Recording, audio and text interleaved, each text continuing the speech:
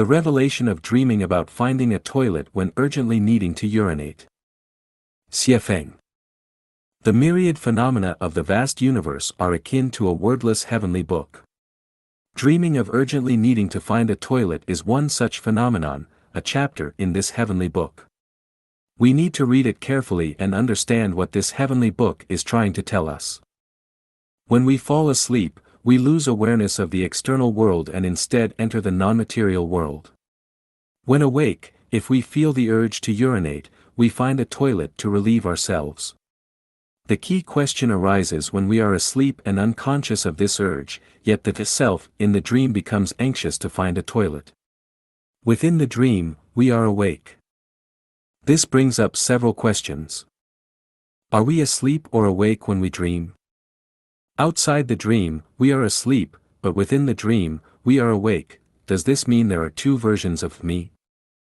Is it the physical urge to urinate that awakens the me in the dream, or does the dream self become aware of the urgency?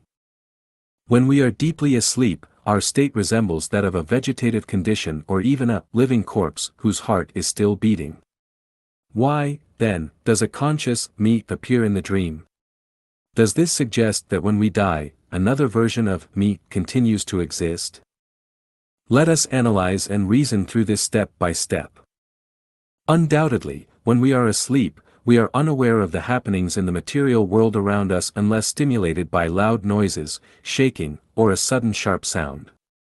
However, if the body experiences physical discomfort, such as pain, intense hunger, thirst, or the need to urinate, the dream self may engage in activities to resolve this discomfort.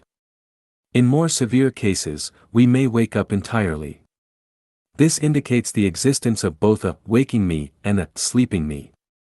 Paradoxically, the waking me is often less sensitive, whereas the sleeping me becomes sharper and more alert. The revelation here is that our intuitive, spiritual self is more sensitive and accurate than the rational self we rely on in the waking world. Further, it suggests that feeling and intuition are more reliable than analysis, and spirituality trumps rationality. The self inside the dream and the self outside it are not entirely the same. While the waking self can easily address physical needs like urinating by finding a toilet, the dream self often fails to find a suitable place. Similarly, a hungry person might dream of a lavish feast, but the dream cannot resolve the hunger. This demonstrates that physical issues require material world solutions, whereas mental and spiritual challenges demand resources from the non-material world. When the bladder is full, the only solution is to empty it. Light sleepers may wake up to urinate, while deep sleepers might wet the bed. If the bladder is empty, there is no dream of urgently finding a toilet. This teaches us that if our body is healthy, our mind free of distractions, and our heart at peace, we will rarely dream. Only specific triggers, like a full bladder, cause such dreams. By extension, if we are not hungry, we won't dream of food, if our heart harbors no fear. We won't have dreams of being chased by jackals, tigers, leopards, robbers, or evildoers. Other dreams follow the same pattern. From the perspective of psychoanalysis, humans have the conscious, preconscious, and subconscious mind. Consciousness during waking hours belongs to the conscious mind, while dreaming of finding a toilet stems from the subconscious. Sudden insights while awake arise from the subconscious. For instance, Dmitri Mendeleev's creation of the periodic table of elements was a result of his subconscious. In Buddhism, the 8 types of consciousness include eye, ear, nose, tongue, body, mind, manas, and aleya. The first 6 belong to the conscious mind, while aleya corresponds to the subconscious. Dreaming of finding a toilet is related to the manas consciousness. This raises another question: what kind of consciousness drives bees to make honey, spiders to weave webs, and migratory birds to navigate their journeys? My answer is that they do not operate under any specific type of consciousness, they act purely on instinct. But then, what is instinct? Instinct is precisely subconscious awareness, which aligns with what Buddhism describes as aleya consciousness. From the perspective of spiritual cultivation, humans have a small self and a greater self. The small self represents conscious awareness, while the greater self embodies subconscious wisdom. The greater self determines everything about the small self.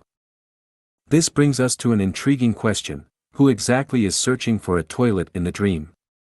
We must first ask, who designed this dream scenario where we urgently need to find a toilet? The answer is obvious: it is the subconscious. Then, is the subconscious me still truly me? My answer is this: the subconscious is the Tao. It is the Tao that governs all occurrences and transformations. Hunger makes us crave food, fatigue makes us seek sleep, a full bladder makes us want to urinate, and pain makes us groan. All these natural phenomena result from the operation of the Tao.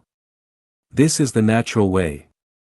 When we align with the natural way, we experience health, smooth progress, and freedom from misfortune. When we act against the natural way, we encounter illness, difficulties, and disasters, and, naturally, we may wet the bed. The ultimate revelation of dreaming about urgently finding a toilet is this: the Tao governs all events and changes. The best way to live is to follow the natural way. With this understanding, we see more clearly that the higher the level of a life, the more it seeks spiritual matters, while the lower the level, the more it pursues material rationality. This is why the guide encourages us to live a spiritual life rather than a rational one, because rationality is a human trait, whereas spirituality is a celestial trait. Rationality belongs to the material realm, whereas spirituality belongs to the non-material realm.